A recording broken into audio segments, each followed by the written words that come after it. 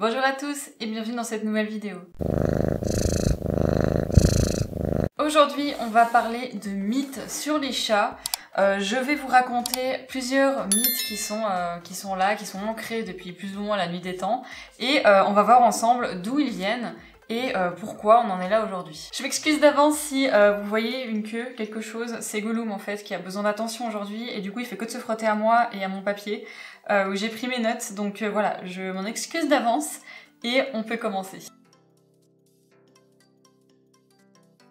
Ce premier mythe a diverses origines. La première est l'œuvre d'un poète romain qui s'appelait Ovide. Ovide a publié son œuvre au début du 1er siècle de notre ère, donc ça date quand même d'il y a un petit moment. Et il raconte que la princesse Diane aurait fui en Égypte pour se cacher des dieux. Pour ce faire, elle aurait pris l'apparence d'un chat pour tromper les dieux, en référence à la fameuse déesse égyptienne Bastet, que l'on voit souvent comme une femme à tête de chat. Le poème d'Ovide établit donc la relation entre le chat et l'humain. Tout au long des années, du coup, cette histoire a pris de plus en plus d'ampleur, jusqu'à atteindre son apogée un millénaire plus tard, en 1255. C'est nul autre que le pape Grégoire IX qui associa le chat noir à une créature de Satan, la dépeignant comme une créature mi-homme, mi-féline. Le chat noir est donc diabolisé et fait alors l'objet de chasse. Ça a eu pour conséquence à ce jour que c'est tellement ancré dans nos cultures que les refuges ont souvent 2 à 4 fois plus de chats noirs. Par contre, en Angleterre, les chats noirs étaient partout vus comme des porte-bonheur, et un chat noir qui se présentait au seuil de votre maison était signe de bon présage. Contrairement aux chats blancs qui apparemment, eux, étaient signes de mauvais augure. Va savoir pourquoi.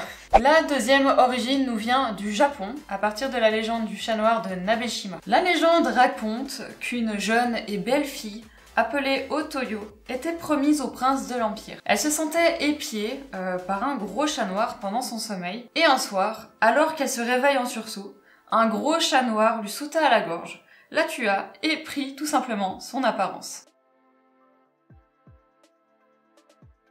Ce mythe est également très connu et il nous vient de l'Égypte ancienne, où un chat était un animal divinisé et respecté. D'ailleurs, un homme qui osait tuer un félin était tout simplement puni de mort. Voilà. On retrouve d'ailleurs de nombreuses statues égyptiennes qui ont soit un corps, soit une tête de chat. L'animal fut sans doute divinisé par les Égyptiens car il possédait une incroyable résistance au malheur. Et là vous vous demanderez, mais du coup, pourquoi 9 vies?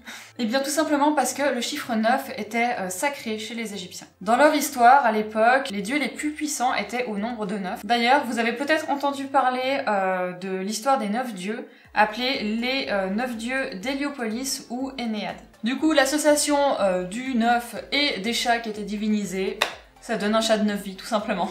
Et la deuxième origine nous vient juste à l'époque, quand on pensait que les chats noirs étaient les animaux de compagnie des sorcières. Il était dit qu'elles pouvaient se transformer en chat, mais 9 fois seulement. Et c'est tout simplement pour cette raison que les chats auraient 9 vies. Et bien voilà, j'espère que cette petite vidéo vous aura plu. Je me suis quand même pas mal intéressée là-dedans en faisant mes petites recherches. Je remercie également mon cher fiancé, qui a fait toutes les recherches nécessaires et j'ai juste approuvé et regardé un petit peu s'il y avait des choses à ajouter. Je vous laisse me dire en commentaire si vous connaissiez déjà ces mythes et si vous avez également une idée d'autres mythes, vous me donnez juste le thème, par exemple le chat d'Orlando ou je sais pas, une connerie, hein, des mythes qui sont connus sur les chats et je me ferai un grand plaisir de vous faire une vidéo là-dessus. Sur ce, je vous souhaite un très bon dimanche si vous regardez cette vidéo à l'heure. Si vous ne le faites pas, activez la cloche quand même, hein, bon sang. Et je vous dis à très bientôt pour une prochaine vidéo.